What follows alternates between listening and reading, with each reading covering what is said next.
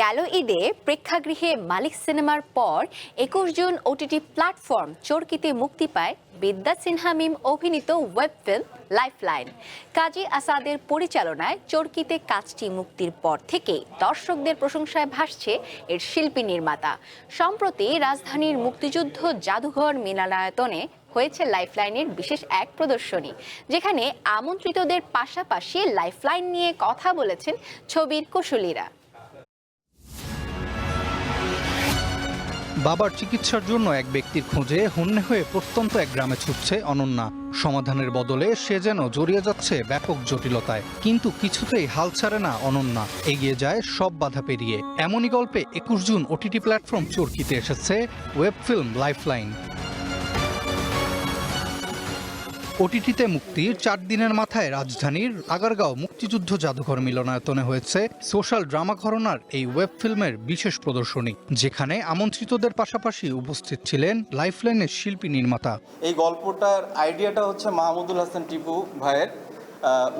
উনি উনার পার্সোনাল লাইফে এক ধরনের মেডিকেল কন্ডিশনের মধ্যে দিয়ে গিয়েছেন। ব্যাপারটা আমাকে হয়তো ব্যাক এন্ডে আসলে খুব ইন্সপায়ার করছে এই গল্পটা বলার জন্য। প্রদর্শনী শেষে লাইফলাইন ছবির গল্প এবং নির্মাণের ভূয়সী প্রশংসা করেন আমন্ত্রিত অতিথিরা। মুভি তো অসাধারণ লেগেছে, এরকম আসলে ইমোশন ড্রামা অনেকদিন পর দেখলাম। নতুন রূপে নতুন স্বাদে বাজারে এসেছে হকের সুগার ফ্রি ডাইজেস্টিভ বিস্কুট।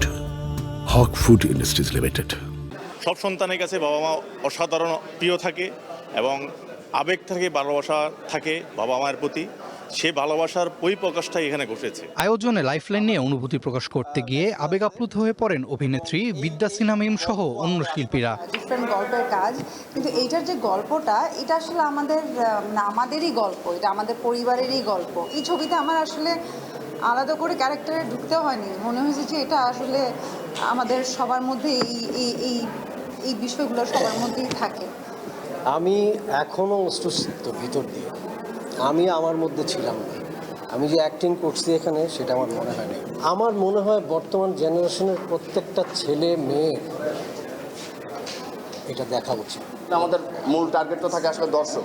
তো নিজেদের কাজের মাধ্যমে যদি দর্শককে এতটুকু ভালো লাগে আমরা দিতে পারি বা একটু আনন্দ দিতে পারি, এটাই এর চেয়ে বড় প্রাপ্তি আর কি হতে পারে। লাইফলাইন মুক্তির পর থেকেই ভালো দর্শক সারায় খুশি চরকি কর্তৃপক্ষ। ইমোশনটা যে ধরতে পারা এবং এই পরিবারের এই গল্পটা বলা, বাবা মেয়ের এই গল্প তো আমরা সবসময় দেখি না। সো আমি মনে করি এটা আমাদের জন্য একটা ইন্সপায়ারিং প্রজেক্ট আর কি। বিদ্যা সিনহা মিম, আখম হাসান ও রেজওয়ান পারভেজের পাশাপাশি লাইফলাইন ওয়েব ফিল্মের বিভিন্ন চরিত্রে অভিনয় করেছেন গাজী রাকায়েত, খায়রুল আলম সবুজ, নাজনীন হাসান চুমকি, আনিশা নূর আয়াত সহ অনেকে।